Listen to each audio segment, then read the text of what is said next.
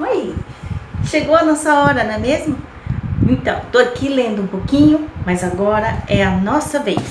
E aí, sexto ano, tá preparado para o conteúdo que eu preparei para vocês? Eu tô a todo vapor. E vocês? Ai, que legal que você também tá a todo vapor. Então, vamos lá? Vamos começar o nosso estudo? Afinal de contas, a quarentena tá aí, mas o nosso conhecimento não pode parar, não é verdade? Então, vamos juntos. Para mais uma aula. Hoje nós vamos falar sobre o nosso planeta, tá certo? Sobre a nossa localização no universo, o surgimento do universo, os primeiros estudos sobre o sistema solar e também a forma da Terra, tá? E vamos também deixar uma atividade no final dessa aula para vocês, ok? Ensaio geográfico. Vamos lá? Bom, nós trabalhamos, os livros didáticos sobre a nossa localização. Inicialmente, ela traz a formação do universo. Então, a teoria mais aceita sobre a formação do universo é a teoria do Big Bang, onde a explosão de uma estrela gerou fragmentos no espaço e uma grande força gravitacional começou a atrair esses fragmentos, fazendo com que eles se chocassem uns com os outros e transformando esses fragmentos numa grande bola de fogo, numa grande bola de rocha derretida, de rocha incandescente. Bom, com o passar do tempo, e quando nós falamos nesse tempo, nós não estamos falando tempo cronológico, de 10 anos, 20 anos, uma década, um século, um milênio, não. Mas são alguns milhões de anos, A Terra começou a se resfriar através dos gases que eram liberados, pelo aquecimento dessa rocha. Esses gases misturaram a atmosfera, foi formando a atmosfera e, com o passar do tempo, houve a precipitação, houve a formação de chuvas. E essa chuva fez com que houvesse um resfriamento total da Terra, permitindo aí a formação dos primeiros seres vivos. Então, essa é a teoria do Big Bang, a teoria mais aceita pela ciência, E que traz aí depois também um processo evolutivo dos primeiros seres vivos até os dias de hoje, tá? Mas os livros didáticos também já trazem a questão da teoria criacionista, a teoria onde Deus criou o universo, onde Deus criou tudo o que existe no mundo, Separou o firmamento do céu, do ar, das águas, criou toda a vegetação que existe, criou todos os animais. Então, essa teoria, os livros também já trazem, mas não é reconhecida, vamos dizer assim, pela ciência, Então, há aqueles que acreditam que o universo é formado pela teoria do Big Bang e formado pela teoria, outros acreditam ser formado pela teoria criacionista, certo? Vamos dar sequência?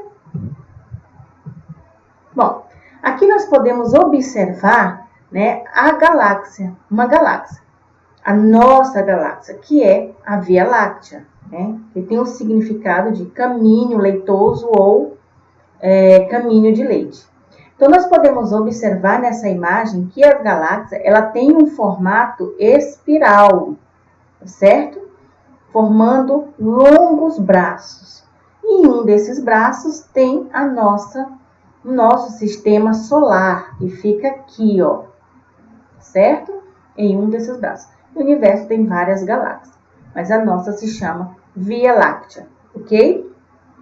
Nessa outra imagem, nós podemos observar o sistema solar, tá? A formação do nosso sistema solar, onde nós temos o Sol e ao redor do Sol orbitando, nós temos os planetas. Então, nós temos Mercúrio, Vênus, Terra, Marte, Júpiter, Saturno, Urano, Netuno. Plutão já foi considerado um planeta, Hoje ele é considerado um planeta anão, mas como planeta não faz mais parte do nosso sistema, aqui, da nossa organização, tá? Da organização do sistema solar em relação aos planetas. Ele faz parte do nosso sistema solar, mas é considerado um planeta anão. Chama a atenção de vocês para esses esses novos astros, né? Ceres, Caronte e Xena, que são novos planetas anões descobertos dentro do nosso sistema solar, certo? E aí, numa exploração maior, vocês podem perceber a distância, o diâmetro de cada planeta, a distância, né, que tem do Sol e de um planeta para o outro, tá certo? Vocês podem dar uma análise aí mais aprofundada. Bom, os primeiros estudos sobre o sistema solar, ele inicia com os gregos antigos, tá? Os primeiros a desenvolverem esses estudos, as primeiras análises, não foram feitas pelos gregos, mais precisamente com Cláudio Ptolomeu. E, inicialmente, Cláudio Ptolomeu, ele traz um modelo geocêntrico, a teoria geocêntrica, aonde nós temos geo, terra, e cêntrico, né, vem de centro. Então, a Terra no centro, ok? E o que essa teoria falava? Essa teoria, como vocês podem ver nessa ilustração, né, é um modelo ptolomaico, dizia que a Terra era o centro do universo. Todos os astros orbitavam ao redor da Terra, ok? E durante muito tempo, essa teoria ela foi considerada, né, com bastante ênfase pela Igreja Católica, que na época, era até o século XVI, era quem comandava, era quem dominava parte da produção dos conhecimentos na época. Bom, os estudos passaram a ser aprofundados, foram se aprofundando, e aí nós, a partir dos estudos do astrônomo, nós temos outra teoria, né? Foi surgida uma segunda teoria, através de Galileu Galilei, observando os estudos de Nicolau Copérnico, criou a teoria aqui, heliocêntrica. Hélio, Sol, cêntrica, centro, tá? Então, mais uma vez aqui na ilustração, nós temos o Sol como centro, né, do nosso sistema solar, e todos os astros, todos os planetas e luas e asteroides orbitando ao redor do Sol, tá? Esse modelo, essa teoria, ela permanece até os dias de hoje. Aqui nós temos uma análise sobre a forma da Terra. Podemos observar uma imagem da Terra que não é tão comum, né, de se ver dentro dos livros didáticos. Essa é a forma mais comum, né, que observamos nos livros. Então, qual é a forma verdadeira da Terra? Essa é a forma verdadeira da Terra, chamada de geoide, tá? Tá aqui, geoide é a forma verdadeira da Terra.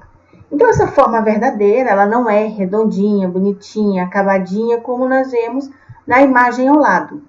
Por quê? Porque essa forma geoide, ela respeita, né, todas as deformações que a Terra tem em função do seu relevo.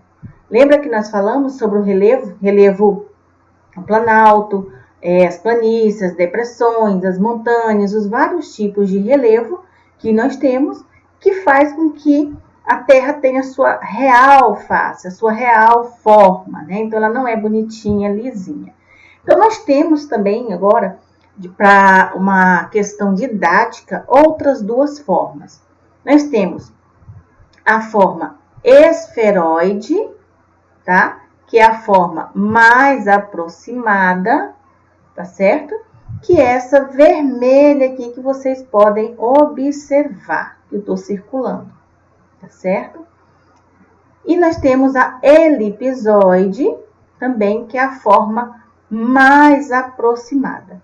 E elas são criadas para uma melhor forma de se trabalhar em relação, né, à forma da Terra, tá certo? Então, aquela imagem que nós temos da Terra achatada nos polos, né, no Polo Norte, no Polo Sul, e mais avantajada nas laterais, tá certo?